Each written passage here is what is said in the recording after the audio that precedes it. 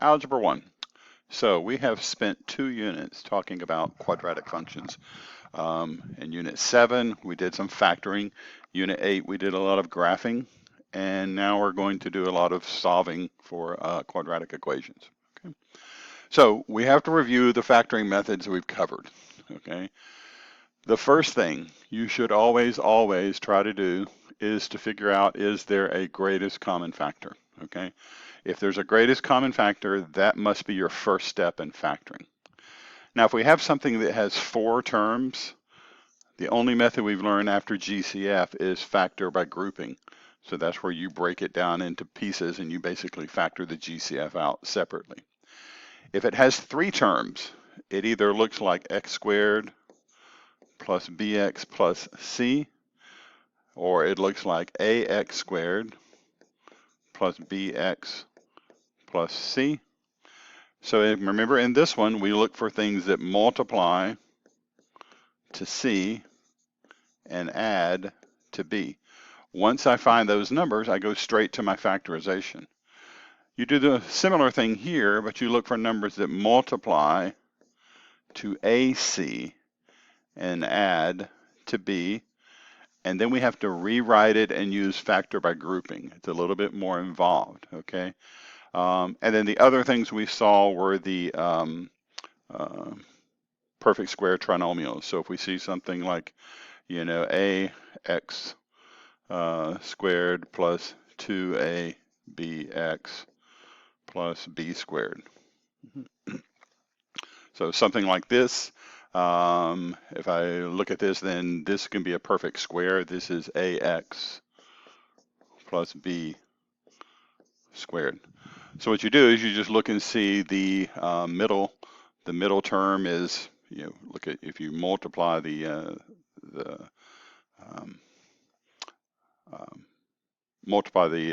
and the b, and then double that for the middle term to get your linear term, then this was what makes this a perfect square. And this one, there's a typo there. This is a squared, so I need to fix that. Now, if it's 2 terms with a minus sign, then the method I have for that is the difference of 2 perfect squares. That's x plus 2, x minus 2, okay? Now, we'll remember these when we start working with them, okay? Factoring is the most powerful method we have for solving equations that you're going to run in high school and college math, okay? So if I look at something like a plus b is 0, okay? 2 numbers add to 0. All that I know is that a and b, all I know here is they're opposites of each other. So I know that a equals negative b. That's the only way this works, okay? But it could be 1 and negative 1, 2 and negative 2, 3 and negative 3. So there are infinitely many solutions. I don't get down to one solution. What about a minus b is equal to 0? All you know here is a and b are equal. They're both 1, they're both 2, they're both 5, okay? Infinitely many solutions there. Now, what do I know if I multiply a and b and get 0? Well, this one is more powerful because in this situation, I know that one of 2 things is going to happen. A equals 0 or b equals 0. So I get down to 2 solutions there. There are only 2 solutions to that equation. A or b equals 0. With the division is even more powerful. In this one, if a over b is equal to 0, you know that a has to equal 0, and you know that b cannot equal 0. So that's why these methods are more powerful, the multiplying and the dividing, because I can get to a solution. Now, how does this work? X squared plus 9x equals negative 20. Now, if this were a linear equation, get all of your x's on one side, combine like terms, solve for x. With a quadratic, we will always set the thing equal to 0, okay? So if I set it equal to 0, I get x squared plus 9x plus 20 equals 0. I want to set it equal to 0 because I want to factor it, okay? The GCF. the greatest common factor here is 1, okay? So I don't factor out a 1 as the greatest common factor. If it's anything other than 1, I'll factor it out. Now, we have a method for factoring x squared plus bx plus c. I look for numbers that multiply to c and add to b. So I'm looking in this situation for numbers that multiply to 20 and add to 9. Now, either this jumps out and you know that it's 4 and 5, or you could just write down the factors of 20. It's 1 and 20, 2 and 10, 4 and 5, and then I get 5 and 4. Once I start repeating, I don't do any more. It's clear that 4 and 5 are the two factors. So I know that this is x plus 4 times x plus 5 equals 0. Now in Unit 7, we did the factoring, but we did not have an equation. We did not solve it. So now I've got two things multiplied that give me 0. This is how I can then get a solution. So I know that either x plus 4 equals 0 or x plus 5 equals 0. That's the only way this thing has a solution. Well, if x plus 4 is 0, that only works when x is negative 4. X plus 5 is 0, only works when x is negative 5. So my solutions are x equals negative 5 and negative 4. Now, this is different than linear equations. With linear equations, you either get one solution or infinitely many solutions or no solution. Here I get precisely two solutions, okay? So that's a little bit different, and that comes with the fact that it's a quadratic or degree 2, okay? So how does this relate to the graph of the function? So let's x squared plus 9x plus 20. So I've got a choice here, x squared plus 9x plus 20, or I know that that is x plus 4, x plus 5. So let's graph these as functions. I wrote it two ways because to me, I can get something from both ways. This tells me that the x-intercepts are at negative 4 and negative 5. So negative 4 and negative 5. I know that the y-intercept is 20. That's going to be off my graph. Well, I do know that the axis of symmetry is right in between negative 4 and negative 5. So that's x equal negative 4.5.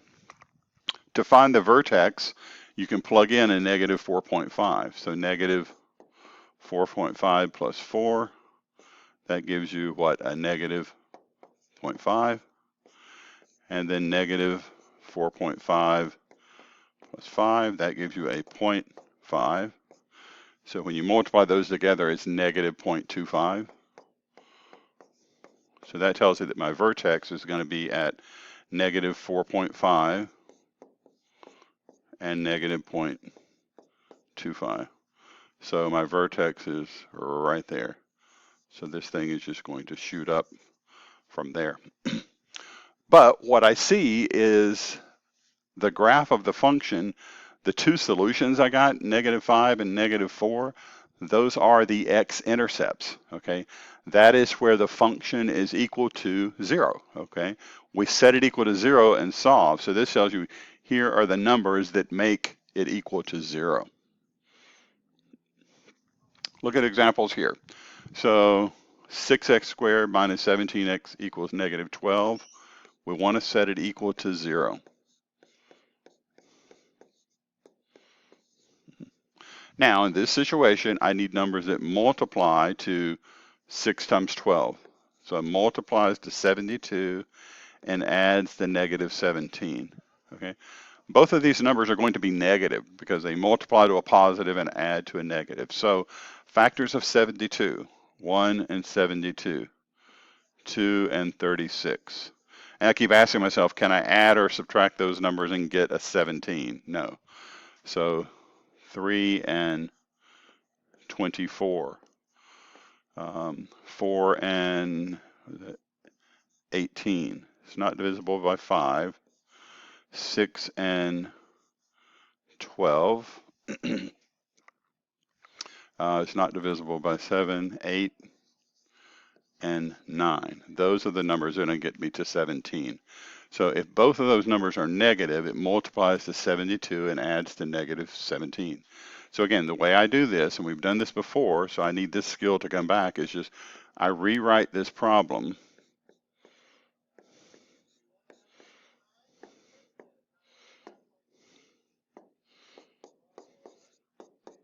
That is equation. And now I do the factor by grouping. So what do the first two have in common? It looks like they share a 2x. When you factor out the 2x, you're left with 3x minus 4. Very important, copy down that minus sign. Okay. Now just look at 9 and 12. What do they have in common? They have in common 3, but it's a negative 3. What do you multiply negative 3 by to get negative 9x? That's 3x. What do you multiply negative 3 by to get a positive 12? That's negative 4. So now both of these have a 3x minus 4. So if you factor out the 3x minus 4, you're left with 2x minus 3 equals 0. And then I just set each of those equal to 0. So if 3x minus 4 equals 0, then 3x is equal to 4. X is 4/3. That's one of my solutions.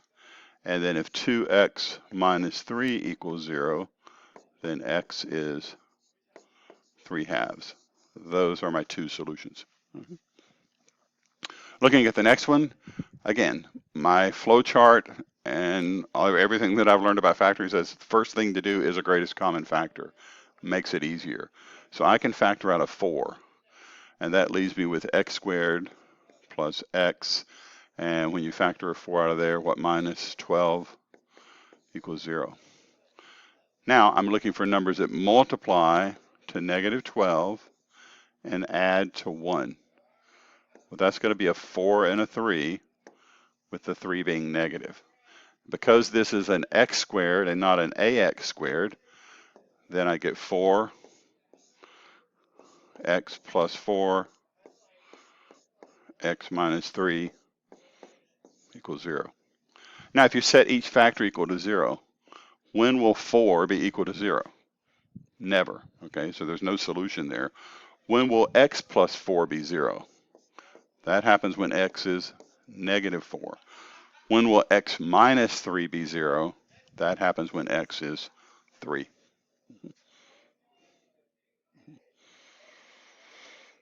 Two x squared minus 50 equals 0.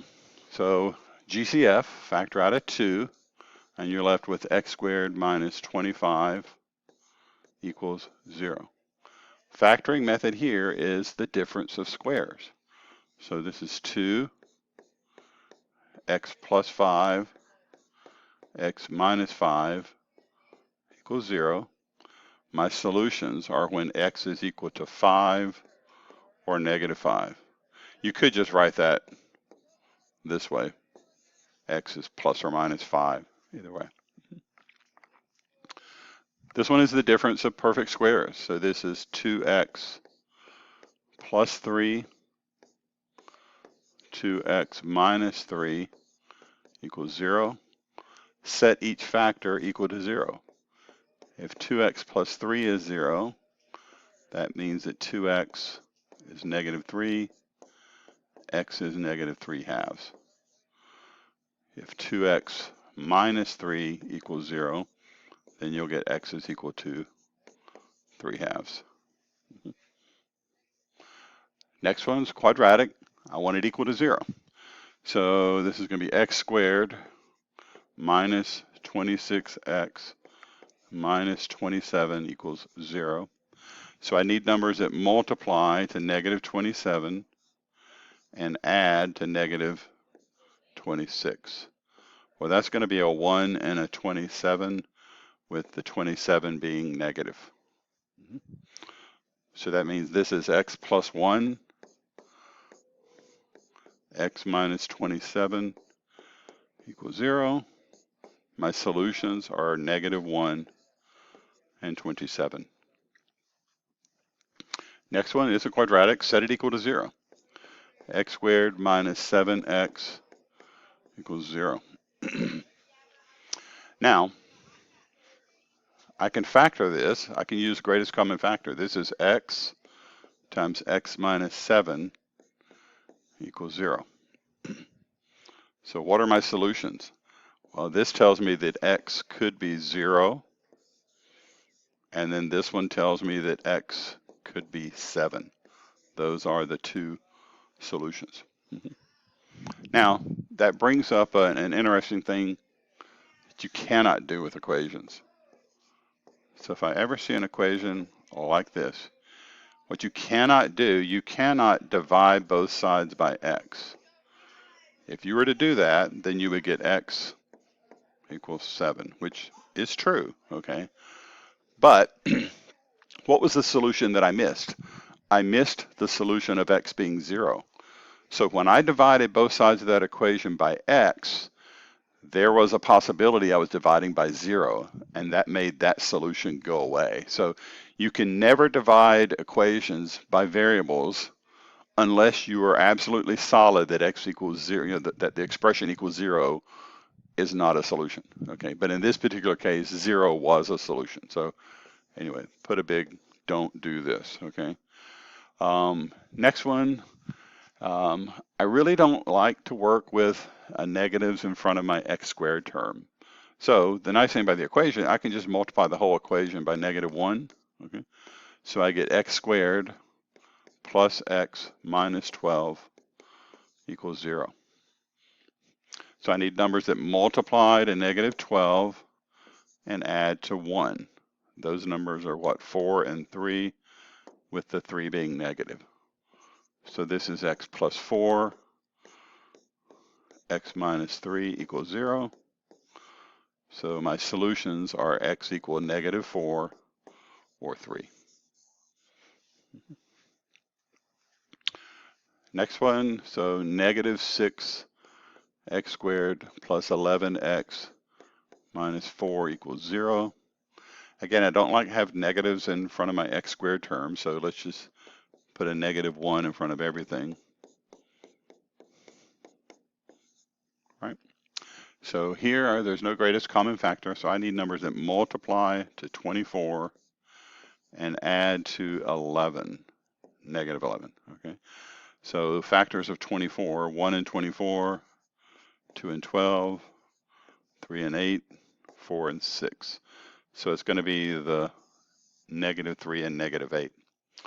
Because this is an ax squared and not an x squared, I have to do a little bit more work. I rewrite it, 6x squared minus 3x minus 8x plus 4 equals 0. What do the first two have in common? I can factor out a 3x, and that leaves me with what? 2x minus 1. Copy down the minus. The 8 and the 4 have a 4 in common, but technically it's a -4. What do you multiply -4 to get -8x? That's going to be a 2x. What do you multiply -4 to get +4? That's a -1.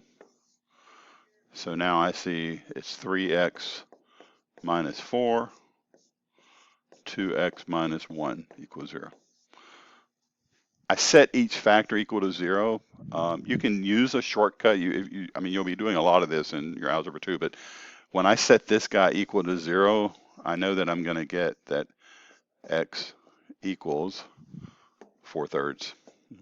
If you can't do that, if you can't just look at that and say x is 4/3, then you set 3x minus 4 equal to 0. 3x is equal to 4, then divide by 3.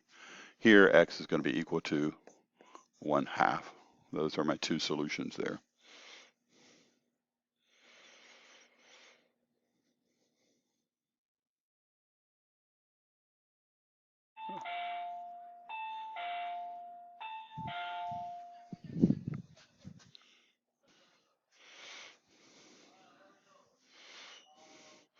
Fun with a word problem. The outside dimensions of a frame are 20 by 30. If a photo with area 375 square centimeters is framed, what is the width of the frame?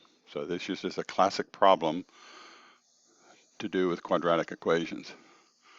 So we know that the frame is 20 by 30. So this is 20, this is 30, this is 20, this is 30, okay?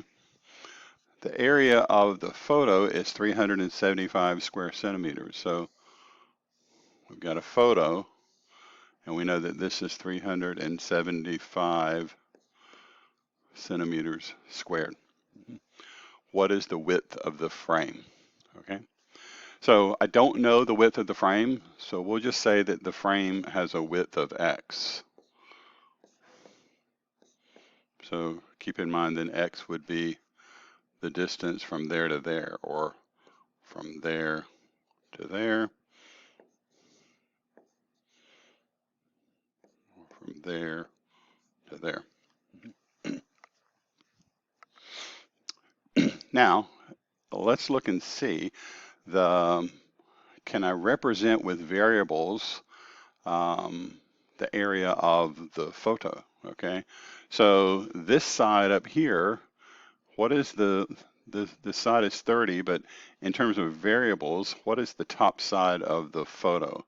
So it's going to be 30, but you take off 2x. So this side is 30 minus 2x for the photo, because you're taking off the two left and right sides.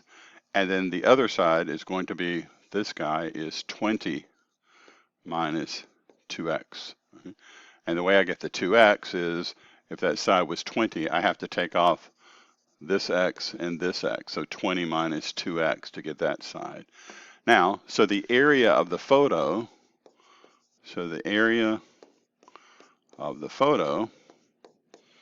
is what? 20 minus 2x times 30 minus 2x equals 375. So if I multiply these guys together, so remember how we do that. If I multiply the first terms together, I get what, 600? And then the outside terms minus 40x, the inside terms minus 60x, and the last terms.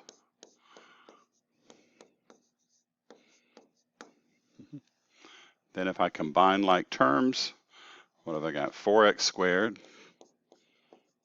minus 100x, and then I've got plus 600 and minus 375 equals 0. I always want my quadratics to be equal to 0.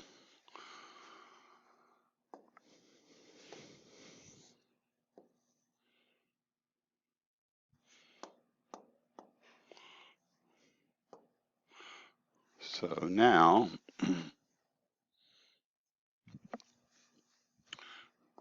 my equation is what? 4x squared minus 100x, and then 600 minus 375 is what?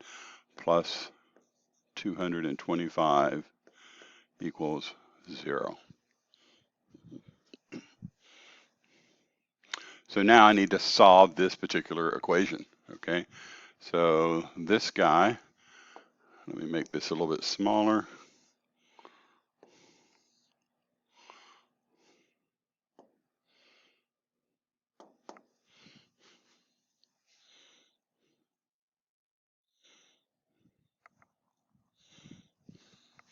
So I need numbers that multiply. So numbers that multiply to what is 4 times 225. So that's 900. So multiply to 900 and add to negative 100.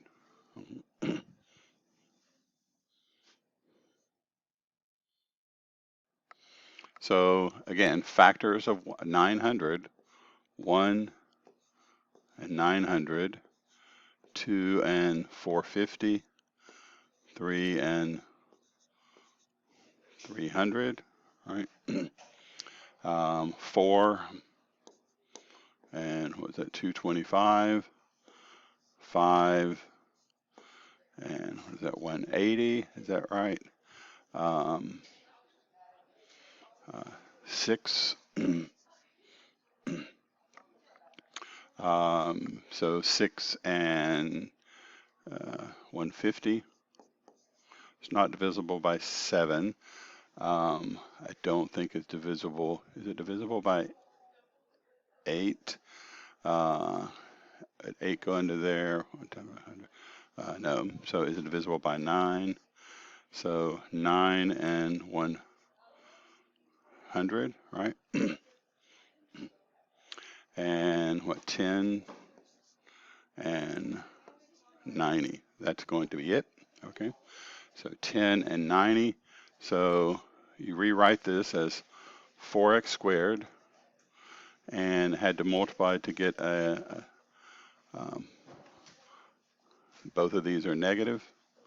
So minus 10x minus 90x plus 225 equals 0. These have a 2x in common. That leaves you 2x minus 5. Copy down the minus sign. What do the 90 and the 225 have in common? Well, I know this is going to need to be a 2x inside.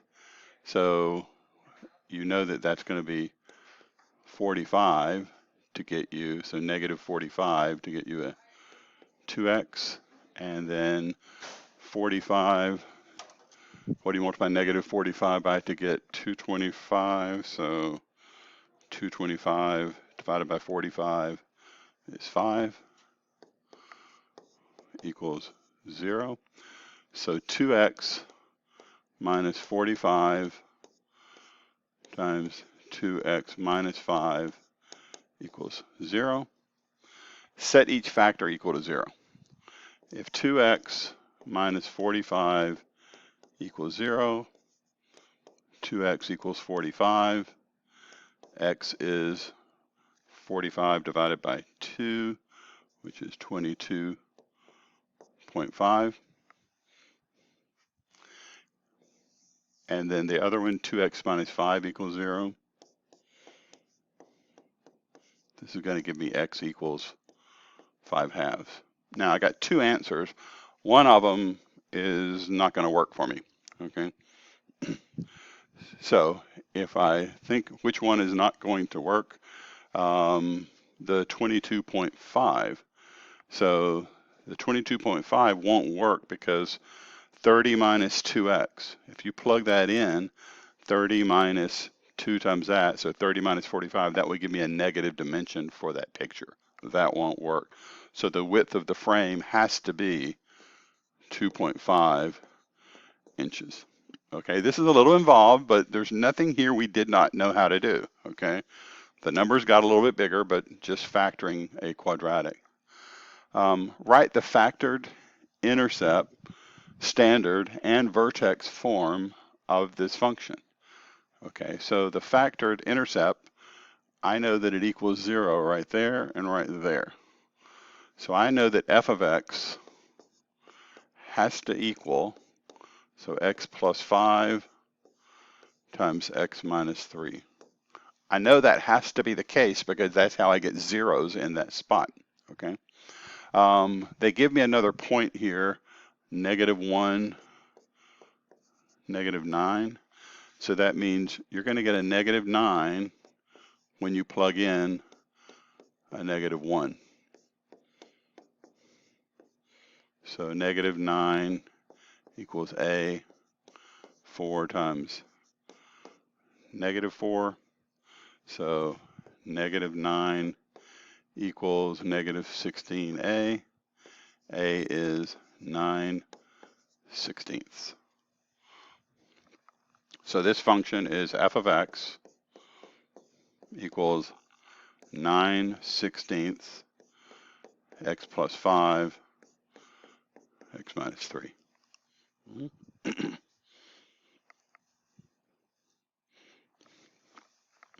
Now, standard form is f of x equals ax squared plus bx plus c. Well, if you take where you are in intercept form, you multiply those guys together. So I'm going to have f of x equals, let's hold the 9/16 off until the end. When I multiply those together, I get x squared plus 5x minus 3x minus 15. So this is 9/16 x squared plus 2x minus 15. So f of x equals 9/16 x squared plus, and when you multiply that, the 2x times 9/16, you're going to get 9/8 x, and then minus 9 times 15 is 135 over 16. Now, vertex form. This one's easy. The vertex is -1, -9. Vertex form is f of x equals a, x minus h squared plus k. I know a is 9/16, right? So 9/16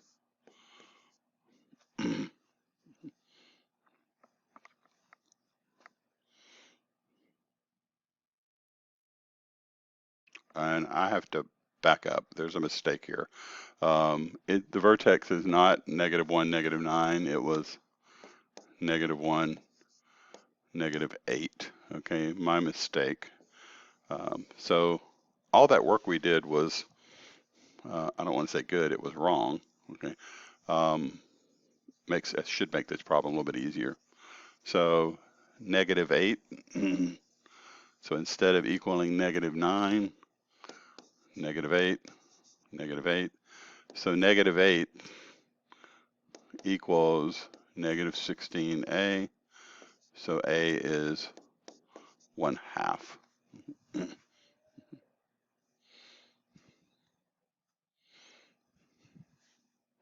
So now to get to standard form, f of x equals 1/2. When you multiply these guys together, that's x squared plus 2x minus 15.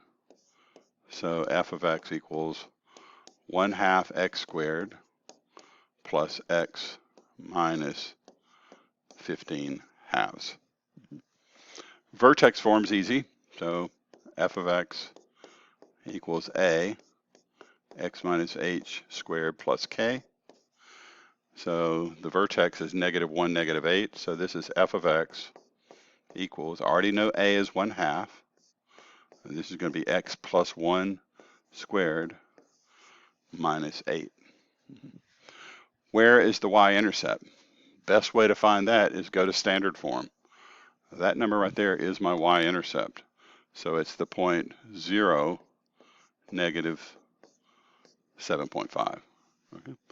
So this is just some algebraic skills of working with the different forms. Okay. Write the intercept form of the parabola, giving the vertex is 0, -1/3. Okay, the intercept form means I want to write it as factors. So you're going to have f of x equals a, and you're going to have x plus 2/3, and then x minus 1/2.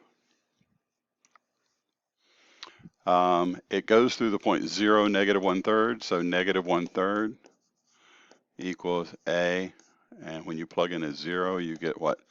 2/3 minus 1/2. So -1/3 equals, and this is going to be a times -1/3, right? So a is 1.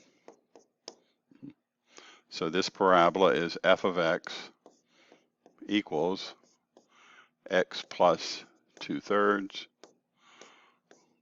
x minus 1/2. If the total area is 198 square centimeters, solve for x. So the total area is the big thing is 198 square centimeters. So it means that the top side is going to be 16 plus x. And then the short side is going to be 9 plus x. Now this is different than our photo that we did earlier because you had 2 x's. You surrounded it in both ways. So they tell me that 9 plus x and 16 plus x equals 198. Now this is just where quadratics are a little bit more work than linear. Like if this was linear, you get all the x's together and solve. Here, I've got to use several skills that we put together. I have to be able to multiply these guys out. So some of you prefer to use a grid for this.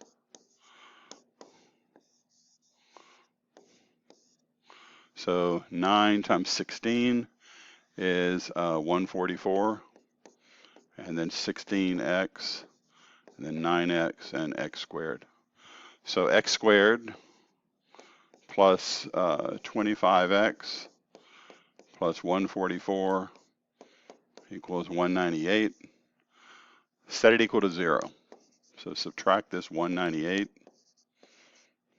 So x squared plus 25x, and then it's going to be a 4 and a 5 minus 54 equals 0. So I need numbers that multiply to negative 54 and add to 25. So multiply to negative 54 and add to 25. So 1 and 54, 2 and 27, that's going to do it. Okay. If the 2 is negative, that will work. So you're going to have x plus 27, x minus 2 equals 0. So a lot of work to get there. Once you're here, then we know our solution. Set each thing equal to 0. X could be negative 27 or 2. Okay. One of those doesn't work, okay? It doesn't work for the width of that frame to be negative 27 centimeters. So this one does not work. My only answer is x equal 2 centimeters. Was that my unit, centimeters? Yep, it is. The red graph is f of x, and the black is g of x. Give the equations for both functions in intercept and standard form. Okay, so the red and the black, let's just start with the black one. They both have the same x-intercepts. So the first one is going to be f of x equals a, and then it's going to be what? X minus 2, x minus 6.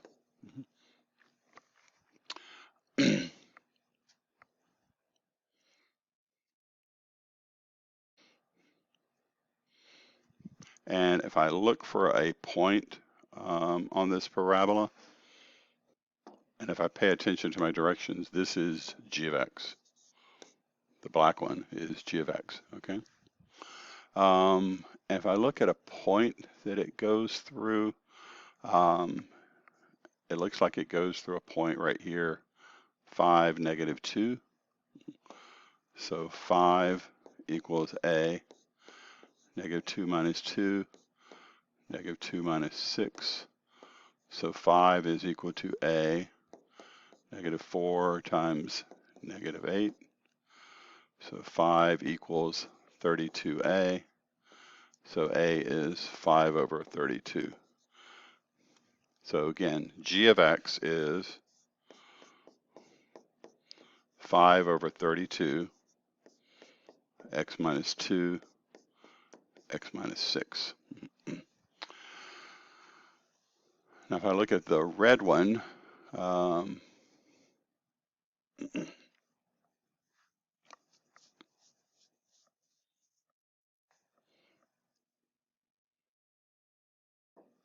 that's f of x. So f of x equals a, x minus 2, x minus 6, right? And I just have to find a point that is on this one. So it looks like 5, -1 is the point. So -1 equals A.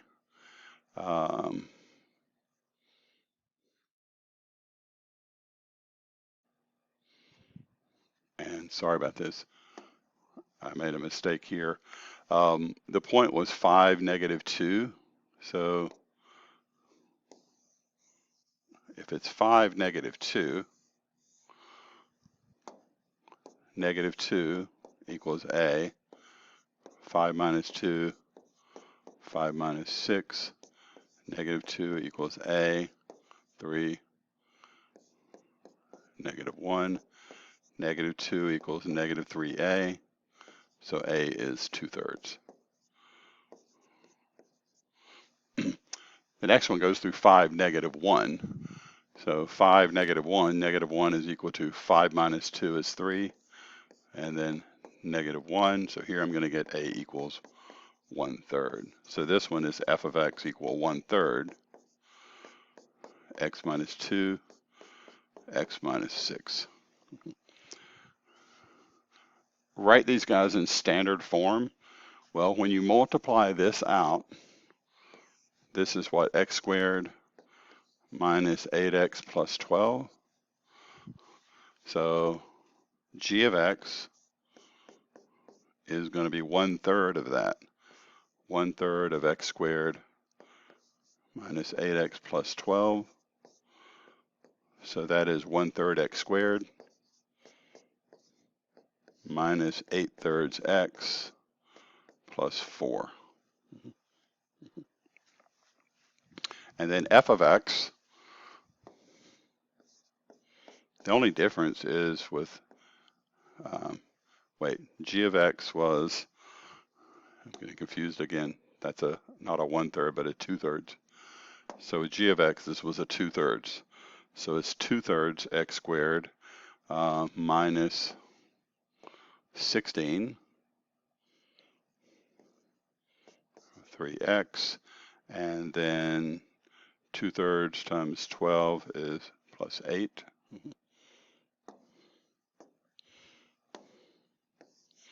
And then the only difference, the f of x is the one that is multiplied by 1/3. So 1/3 x squared minus 8/3 x plus 4.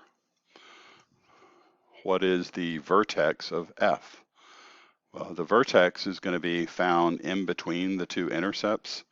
So you'll have to plug in the number that's between 2 and 6. So 1, 2, 3, 4. So it's going to be at f of 4. Okay.